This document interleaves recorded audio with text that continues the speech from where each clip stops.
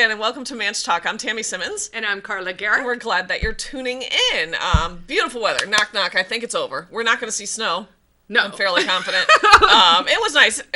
Dan and I went camping this past weekend. It was a little cooler than I would have liked. Yep. At night. It was very strange. 1 minute you were short sleeve and you're sunning, and well, then it's that time of year. It's It's very unpredictable. I know we have Pork Fest coming up, the Porcupine Freedom Festival up in Lancaster. And you never know. I've been there, and it's been 30 degrees, and I've been there when it's so hot you couldn't stand it. Well, all I know is pack for all the eventualities. Yeah. You know, have a Rain, raincoat, have cold, a sweater, a hoodie. And bathing suits. Yeah, and sunscreen. And sunscreen. And bug spray. All of the things. So, and bug spray. And lots of bug spray. Swimming deep.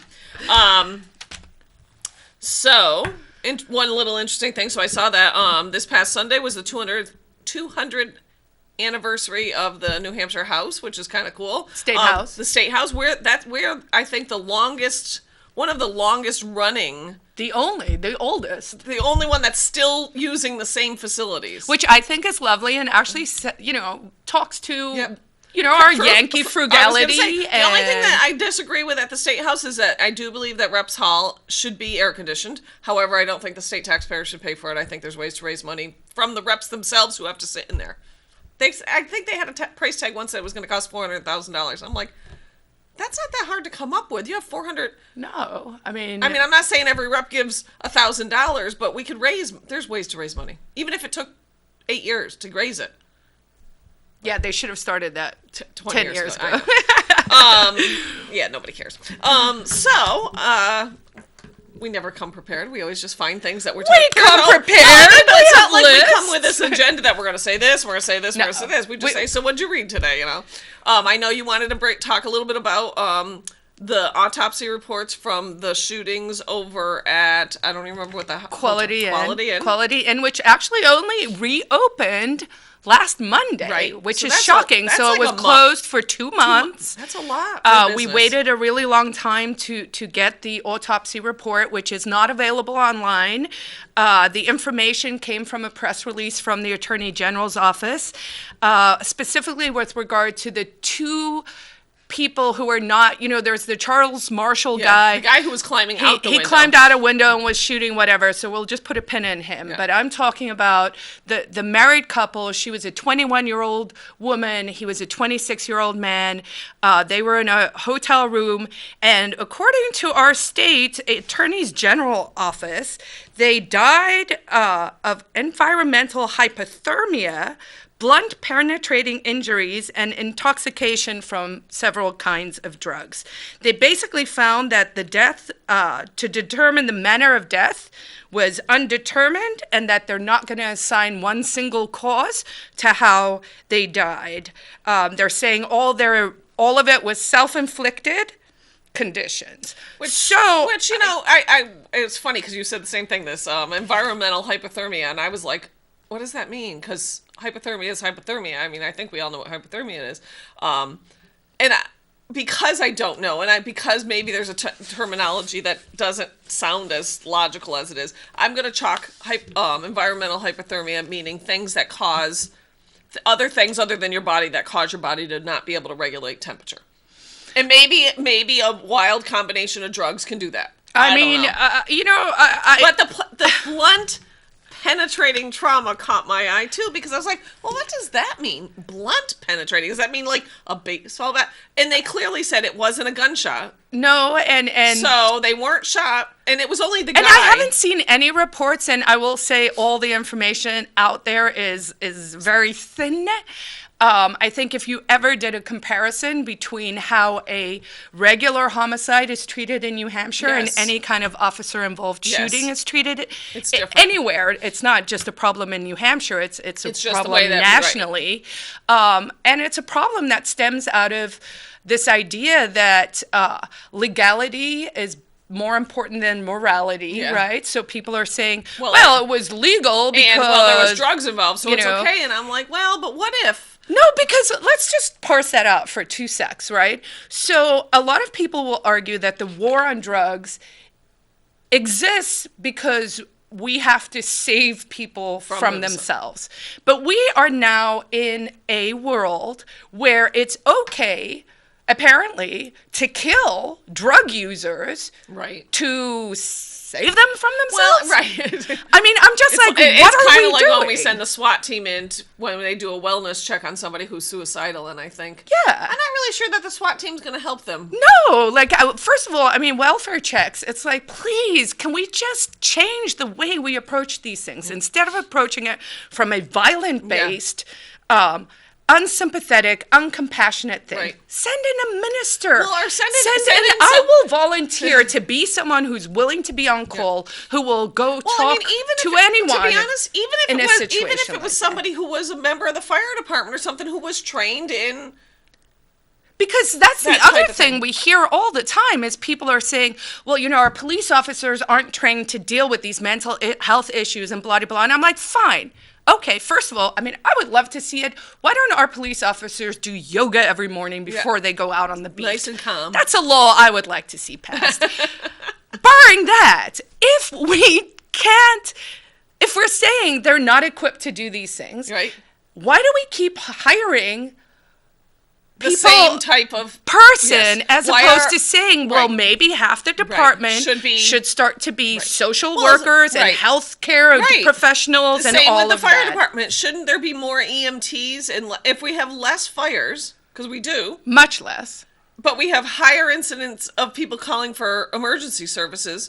Well, then you would think that we would be hiring EMTs. And you know, with the fire services, I mean, this shocked me. I read this 2 or 3 years ago now in the Union Leader. But, you know, if there's an overdose call, they actually bring out the fire truck. The hook and the ladder goes for everything. If you call 911, the ladder truck comes. And I'm just like, but he just fell. He doesn't need a ladder truck. You know, and I mean, I will tell you the reason why. It's so that it's busy work, first of all. Second of all, it's so that, you know, every day you hear a siren, you whatever, my tax money must be going to be enforced literally to death.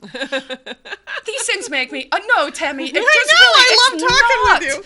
It's not acceptable. If we want, is this really the kind of state we want to live in? It's not the kind of state I want to live in. I don't think the viewers back home should want to live. Well, and it's interesting because I am noticing more and more, and I can't even remember what the articles were. There's been different articles about different things happening at the State House, or actually there was one this morning. I didn't print it out, but I did want to talk about it. There's an article in the Union Leader today and on MUR, so then it was on Facebook, about a garage owner in Derry who is licensed to do vehicle inspections, which we'll go back to in a second. After a 2-month investigation, he was arrested. I mean, his face is all over the social world, because mechanics who worked for him, it doesn't say that they didn't do inspections. They were still inspecting the vehicle. They just hadn't gotten the requisite, permission from the state of New Hampshire to inspect your vehicle under the state mandate. What? I'm like, what the hell? You're disrupting a whole business for what? If anything, go in there and say, hey, dude, your guys you can't do that. Not that I don't think they should, but I mean, arresting him? Really? So now I'm reading the article, and I look at a lot of the because a lot of times you see people and they're like, yeah, that's bad. No, people are not like that. Now I'm reading, taxation is theft, and this is extortion, and why are we doing this, and when are we going to get rid of our inspection? And they're not names that look familiar to me, and I think, that's kind of interesting that this is just the common reaction. I do think that people are starting to question why certain things are the certain way. Question authority! Well, let's question whether something's right or wrong. It doesn't mean that, that maybe something was done a certain way for a certain reason at some point in time. Doesn't mean it still needs to be. Vehicle inspections, when I was a legislator, I voted for repealing the requirement to have your vehicle inspected every year, or at least move it to every 2 years, because there is no correlation. There is no actual data correlation between vehicle safety inspections and accidents. And cars have become so safe. I mean, my car has 170,000 miles on it. That show us things and senses things. And it's just, there's no, so basically, once again, right? So what happened there is you by having the mandatory licensing and inspections, you create a special class of people, in this case the mechanics and the people who do the inspections, who are like, hey, this is my bread and butter. That's right. So if you cut it to every other year, now I'm there's losing gonna money. Well, so now we have a vested interest of a group of, let's say it's, I don't know, 2,000 people. I don't even know who it is. The 1.3 million people in New Hampshire are just getting screwed because you have to. Because it benefits them.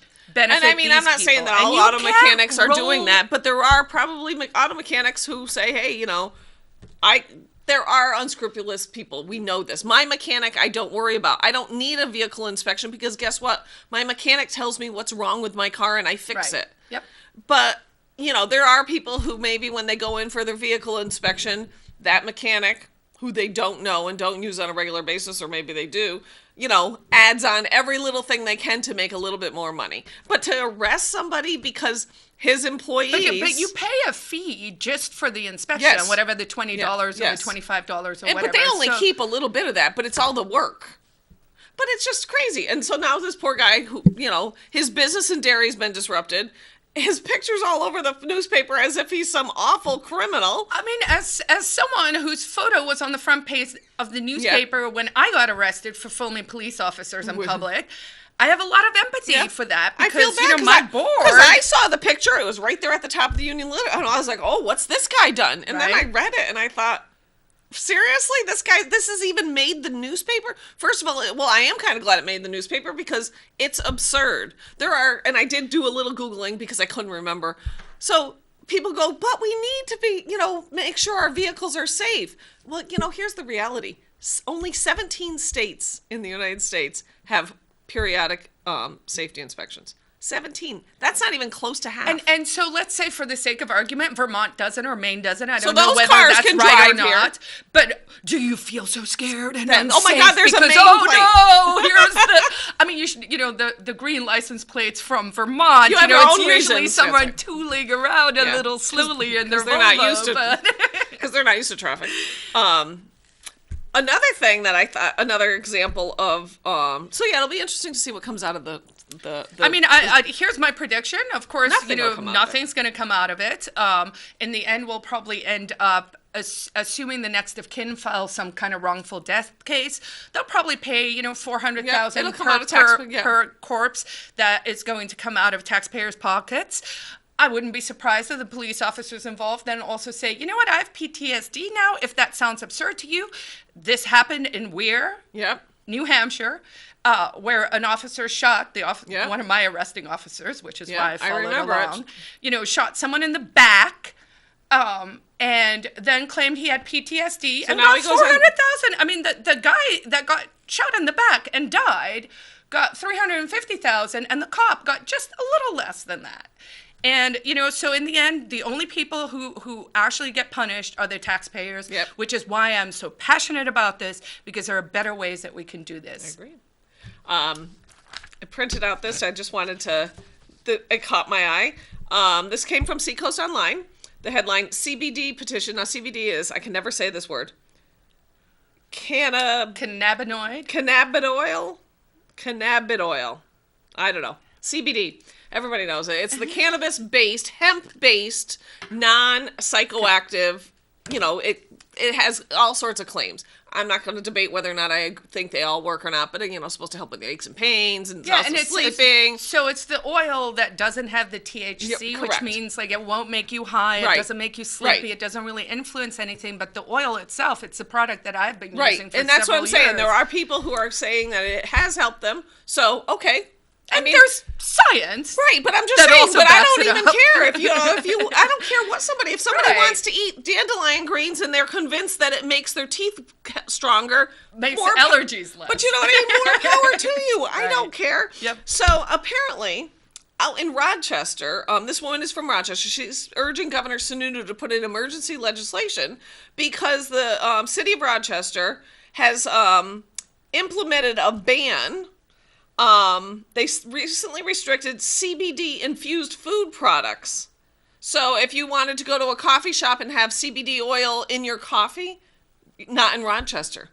Okay. And what also caught my eye is in the article they refer to, this happened after state Health Officers Association members. I don't even know what the Health Officers Association members formed in that federal food codes don't list CBD as an accepted food. Okay. From 2009 guidelines.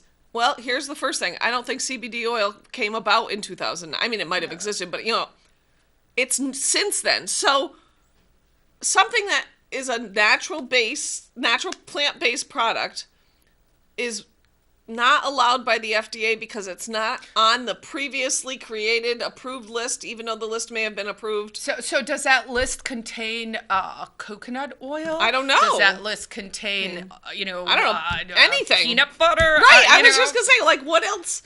Because and that to me sounds like this problem that we've certainly talked about in the past, right? Where people have started to think about the world through the wrong lens. Like, government needs to tell me what to do. They need to help me manage my day. Well, both that, but they're also saying that if something is not declared legal by the government, illegal. It's illegal. And that backwards. Is the antithesis of how we work. Right. Like, how it's supposed to work is you can do whatever you want. The government is restricted. And I had a lot of coffee this morning. That's okay. So in this article, because I was like, I don't understand what's Governor Sununu got to do with this. But apparently in Maine did the same thing. And the Janet Mills, who's the governor of Maine, signed emergency legislation to allow their production and sale of these items. So this is interesting also if it's which is also interesting because that would be New Hampshire saying screw you to the FDA, which I'm okay with. Yeah, and this woman's concerned that Rochester did it. So now what if she can go across the border and go to Dover and get the same coffee with CBD in it. But what if now Dover goes, wait a minute, if Rochester's saying we can't, the next thing you know... It's also like, there's that whole home rule versus whatever. And so there's this weird thing that I find fascinating where I'm like, I believe in localism. So I actually do think, little towns should be able to kind of do what the flavor of their town likes. But... with the caveat, once again, that constitutionally speaking, there are certain things rights they can't do that are inalienable. Well, and I think you can't, for example, have a gun ban in a town because you have a right. Well, and people in New Hampshire I think people in New Hampshire refer to local control all the time. I mean, you always do. And we really don't actually have local control. We have, we are not a home rule state. You don't get to make your own rules. There are RSAs that dictate what towns can and can't restrict.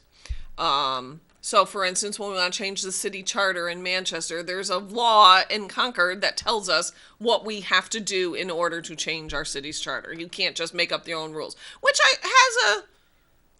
can work for and against you. But this, to me, is insane. So, I'm going to read the website. There is a petition that you can sign. If you're familiar with Bitly website, it's bit.ly.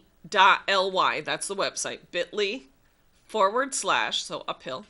CBD petition NH. So bit.ly/ CBD petition NH. Or you could just go to Seacoast Online and search for CBD petition, and I'm sure you can find the article which has the link in it. I have another petition I want to mention while we're here. As you know, I serve on Right to Know New Hampshire, which is a government accountability and transparency group. It's a bipartisan coalition of just Granite Staters who care about government transparency. So we are working on several projects. So the one we're doing is an audit.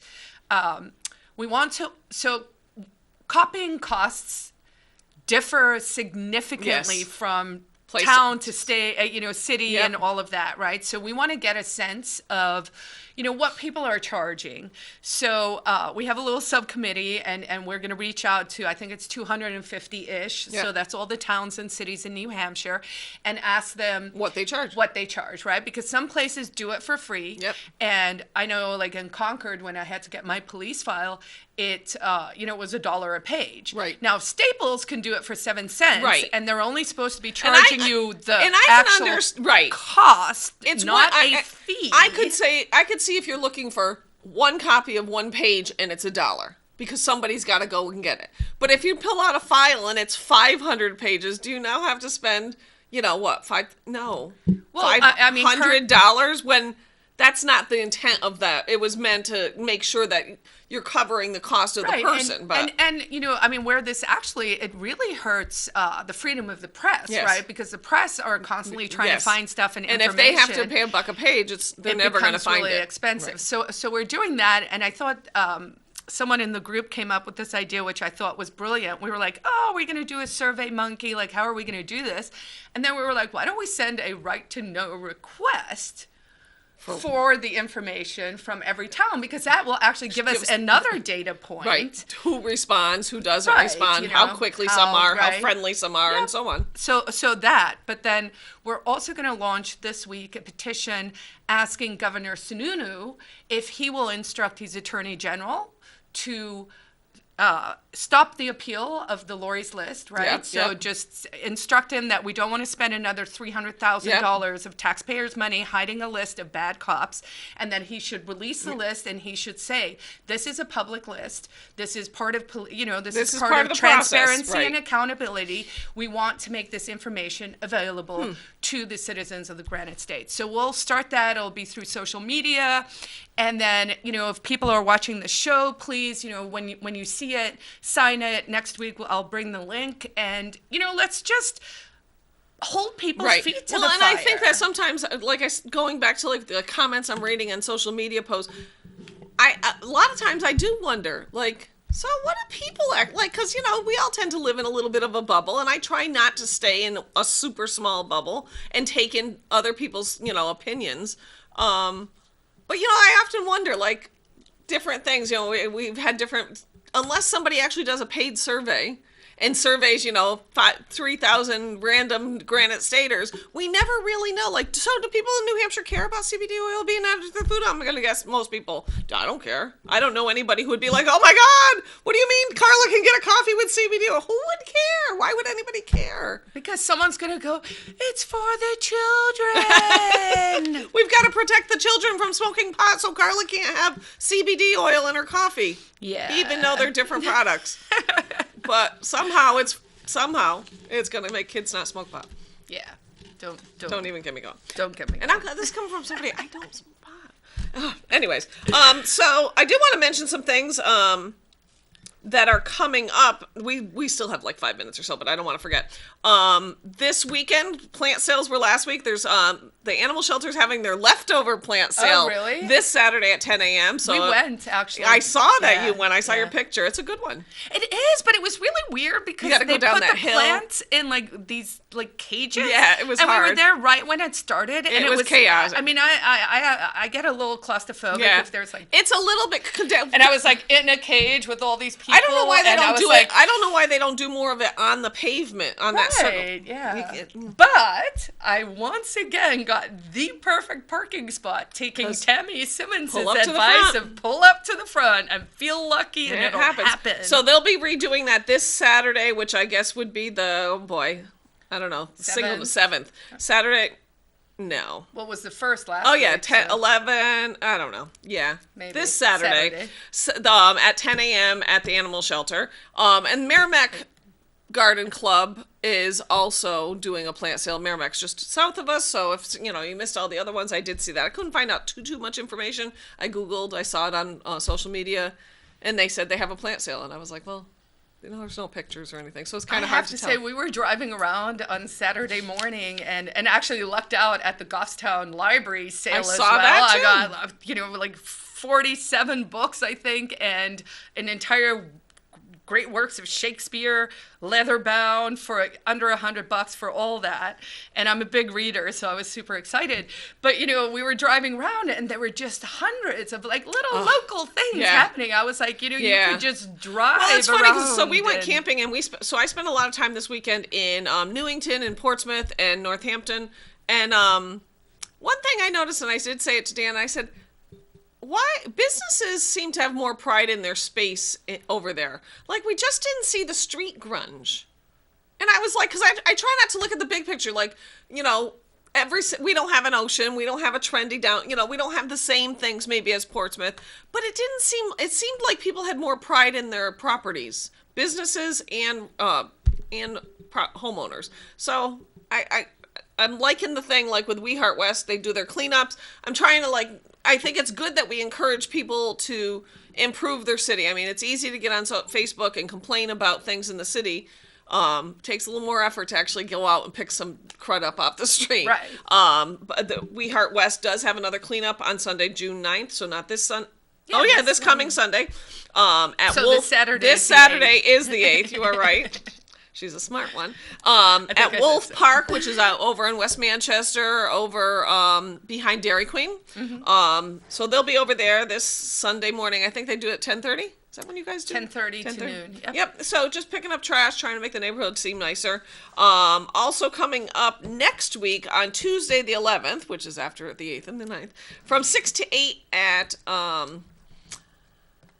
why am I drawing a blank? The brewery place, Stark Brewing. Yep. At Stark Brewing, Tuesday, June 11th, 6 to 8, the Manchester Republican Committee is holding a candidate mixer, serving a couple purposes. One, if anybody's ever been considering, especially younger people that are, Republicans or Republican-like, and want to get maybe lightly involved, right? Or somebody who's maybe considered running for school board and really wants to talk to somebody and find out what's involved and how the time commitment is. Or maybe you want to run for selectman in your ward or whatever.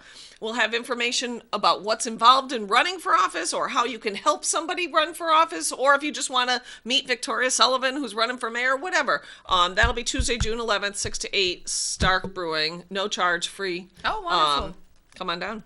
So those things are coming up. We do have 2 minutes left. What else you got written down there? Anything? Well, the other thing I had was solving the homelessness problem, which we probably can't do in 2 minutes. So maybe we'll put a pin in that for next time. Maybe you can get somebody to come in. There and was talk to us. Victoria came out. I took the cruise out on the on Lake Winnipesaukee on Friday. That was lovely. It was really nice. I highly recommend anyone who just, it's you're fun. on a boat. How bad could it be? Right? She was out there, and then I believe she had a fundraiser yesterday. She had a fundraiser last night. It looked pretty successful, so good for her. She's making, she's doing all the things that you need to do when you're running for mayor. Get out there, talk to people. It's early. Filing period's not till July, so we've got over a month before the actual campaign kicks in. But. Oh, and then the other thing I wanted to mention, I don't know if you noticed when we were walking into the studio, but remember we had said, they at Panucci's on the corner had their tables. Yeah. Are they back? Both sides. They're back again, but they put these really beautiful pot plants and really nice planters on the outside, and now it's like, that's smart. Maybe if all the business owners I agree. did that, but it's also sort of like a blocking of privacy. If you're eating dinner, you're not on the sidewalk. Well, and also someone can't actually go sit there and panhandle or whatever, right? You're just, and it looks lovely, right? So and I did do an objective glance down as we crossed Bridge Street over Elm on Sunday. I always try to so is it bad looking? No, it was actually kind of cute. They're planting more trees, it seems, and I think that is part of the charm of some of these other towns. There's more. It's cozier. And, we're a bigger city, and we can make it charming. The wolves just got to be there. Yeah, that's right. So that's all we got. Make sure you tune in next week if you have any questions, suggestions, hate mail, whatever you want. You can email us at ManchTalk@gmail.com. We also have a Facebook page, ManchTalk. We upload our videos usually every week to YouTube, and you can rewatch them there. Share them with your friends. Do whatever you got to do. And that's all I got. Going for coffee? I think Carla and I will go grab a cup of coffee down there. I don't know if I need more coffee today. Woo! I need coffee. Anyway, see you next week. Bye, guys.